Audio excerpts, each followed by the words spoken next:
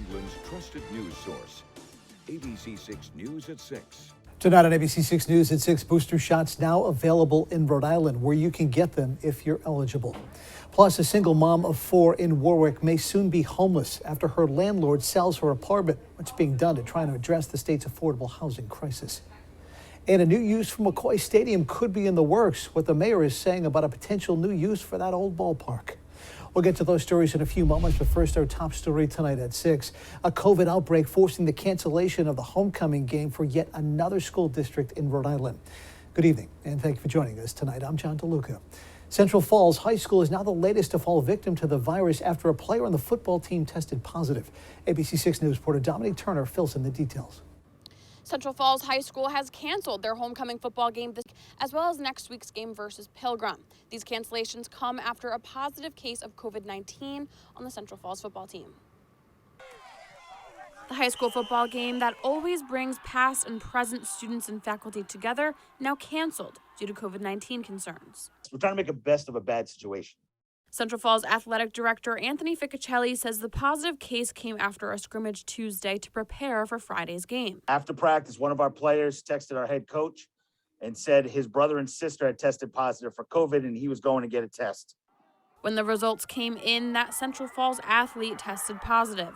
The team went into a 10-day quarantine besides those who were vaccinated. We only have 2 vaccinated players on the team, so do the math there, we won't have enough players to play on Friday.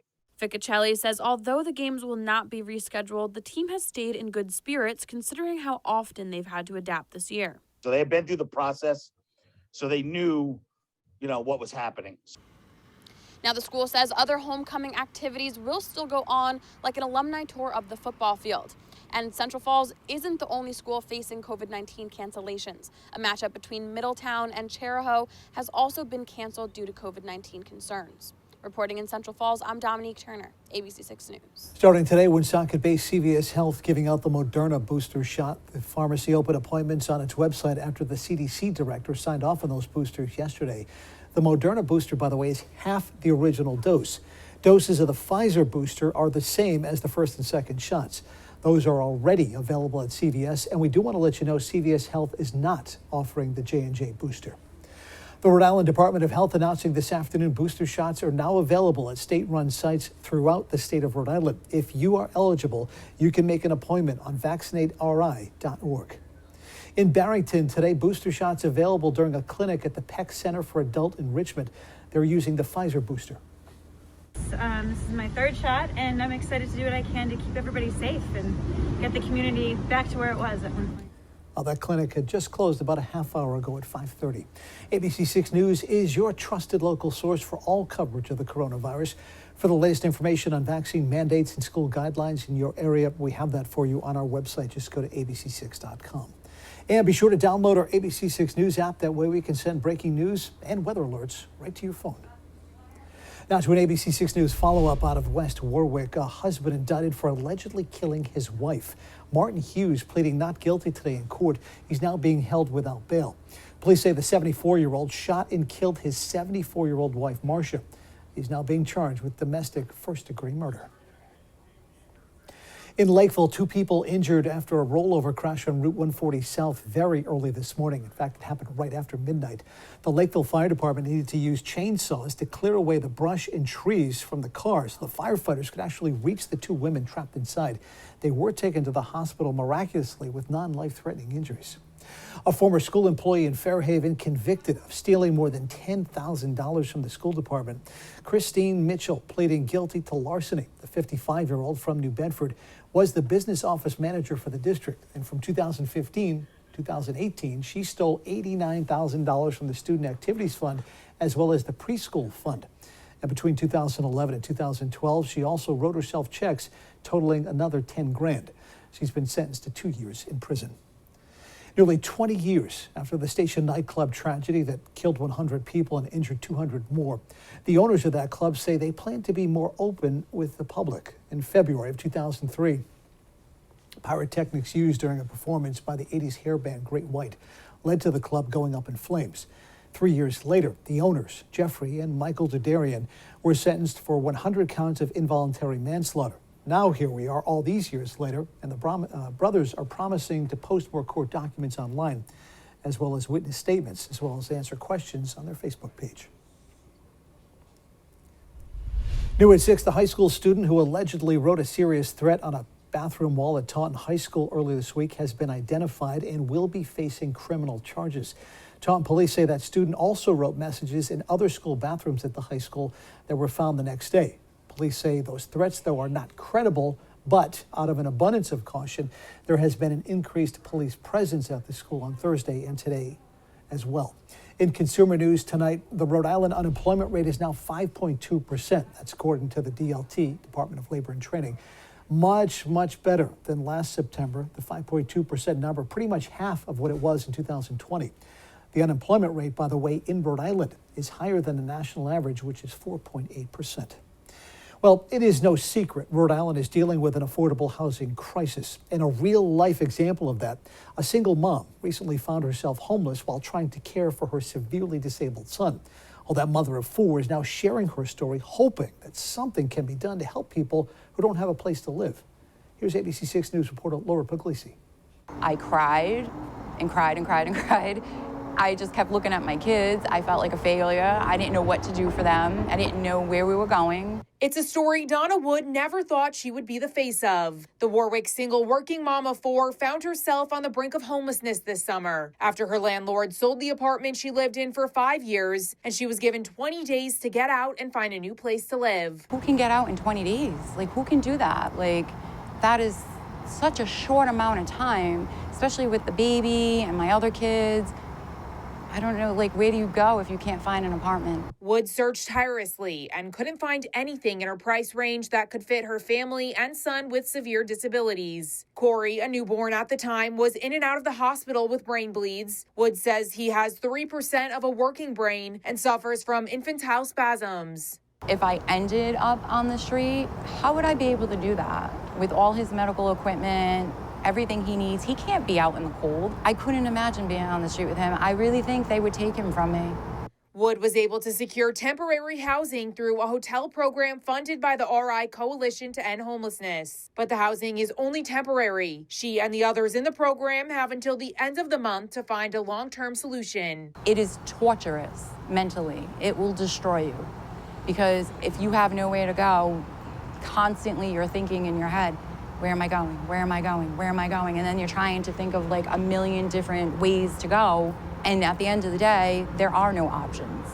The shelters are full. So if there's no room in the shelters, where are these people going? And where will she go? Wood says she has no idea. But now she does have the support of the community, who's raised more than $18,000 on her GoFundMe. She says she plans to use it to pay for her son's medical needs. I don't even know how to react about it. I'm so in shock that there's still good people out there that actually care. Being his mom is the greatest thing that I could be to him. You know what I mean? I'm all he has. So if all I can give him is my love, then I will give him all of it.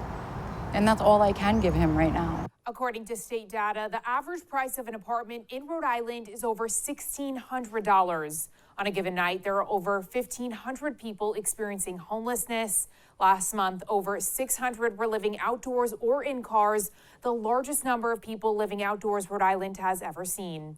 Reporting in the newsroom, I'm Laura Puglisi, ABC 6 News. Well, it looks like plans are now in the works to turn McCoy into a new school. According to Mayor Grebbie, and the school committee is exploring the idea of building a new state-of-the-art combined campus at the old ballpark site.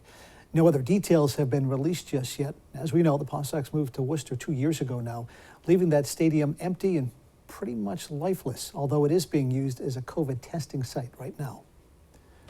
Time now for checking the forecast. Storm Tracker Chief Meteorologist Jeff Thorne joins us live in the Weather Center. Nice night if you're going anywhere outside. Yeah, right. I mean, let's go outside and have dinner. I might as well put the heater on and have a little outdoor dining. But I will say this, it was great. It was a nice run this week, but I'm going to show you the high temperatures, take a nice big snapshot of it because it's probably the last 70-degree day of the month. We did manage 74 at TF Green, 75 in Taunton, and oh so close in Newport and Westerly with a high temperature of 69 both locations. Now, 70s have become 60s for everybody, and we're in the process of changing the air mass. What I mean by that is so warm Wednesday, Thursday, Friday, much cooler as we go into the weekend, but not cold. We're not talking like teeth-chattering cold. we're just going to go back to October instead of living like it's September. Temperatures in the 50s and 40s off toward north and west, and that is headed our way. So a chilly night. We'll drop it back mid to upper 40s. Some areas will cling to 50, partly cloudy skies, and that obviously sets up a cooler day for Saturday. Sunshine's nice, mixed with some clouds, spot shower, but overall a decent day. High temperatures upper 50s and low 60s, and that cool pocket of air sticks around for the weekend and for next week. I'll have the latest with a look ahead coming up in just a moment, John. All right, Jeff, thank you. Now to a very controversial story. Jeff and I have a lot of problems with Instagram out with a new study revealing the most popular pumpkin-flavored item by state. In Rhode Island and Massachusetts, they're saying it's pumpkin pancakes. People in Connecticut prefer pumpkin bread. I like pumpkin bread. That's nice. In New York, and this is what I thought we would get for Rhode Island and Mass, pumpkin spice latte. But no, they say it's pumpkin pancakes for Rhode Island. Still ahead on ABC6 News at 6, a Brown University alum making history this weekend on the ice. Her inspirational story is on the way. And more West Nile virus found in Massachusetts, the towns that are now considered at higher risk. And multiple bear sightings in Dighton recently, what you can do to keep them away from your property. You're watching ABC6, Southern New England's trusted news source. Don't miss the Hot Tub and Swim Spa Blowout Expo this weekend only at the Rhode Island Convention Center. Browse the largest display of hot tubs and swim spas in the region from major brands at up to 50% off. That's this weekend only at the Rhode Island Convention Center in Providence. Visit spaexpo.com. Every time I see you, all I ever think is love. When you're not around me, you're the one I'm thinking of. 'Cause baby, it's love. Fall in love with the 2022 Subaru Ascent, featuring symmetrical all-wheel drive and 3 spacious rows of seating. Buy with 1.9% financing or lease for only $319 per month. 'Cause baby, it's love. Fly me to He was tall, dark, and handsome. Pilot, a Jewish doctor, a big catch. Good God, this guy was a psychopath. Cold, calculated murderer. You must have been blown away. I was. 2020, tonight on ABC. If your loved one has suddenly been hospitalized, their comfort and recovery is your #1 concern. Allow Alpine Nursing Homes, award-winning in-house therapy and experienced nursing teams to provide the care your loved one needs to successfully return home. Family owned and operated, our compassionate staff are more than caretakers. We're family. To schedule a tour, call us and speak directly to our team at 401-397-5001. Here at Alpine is our family taking care of yours. It's the season of wonder at Raymore and Flanagan. As we reset for fall, we're giving you the choice. Save your way. Choose from thousands of in-stock items with up to 15% off everything. Or pay your way. Upgrade your home with low monthly payments. Furnish an entire room for as low as $30 a month. With deals across our entire lineup and delivery in 3 days or less, why wait? All roads lead to home. This fall at Raymore and Flanagan.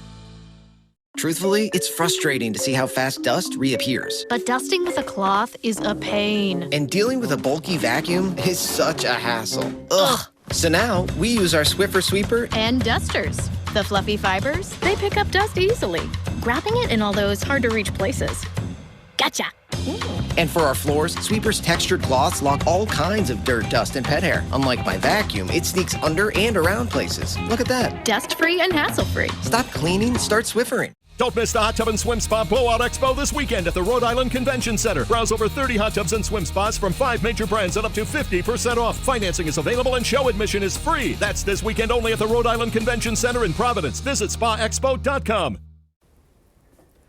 New tonight at 6, the 9th human case of West Nile virus in Massachusetts has been reported. This case was in Middlesex County. It's a man in his 60s. And 27 communities throughout the state of Massachusetts are now considered to be moderate or high risk for West Nile, and that does include Seekonk, Swansea, and Fall River. Last year, there were 11 human cases of West Nile in Massachusetts. Town officials in Dighton now warning residents there to be on the lookout for black bears. Police say they've been getting multiple bear sighting calls over the last few days.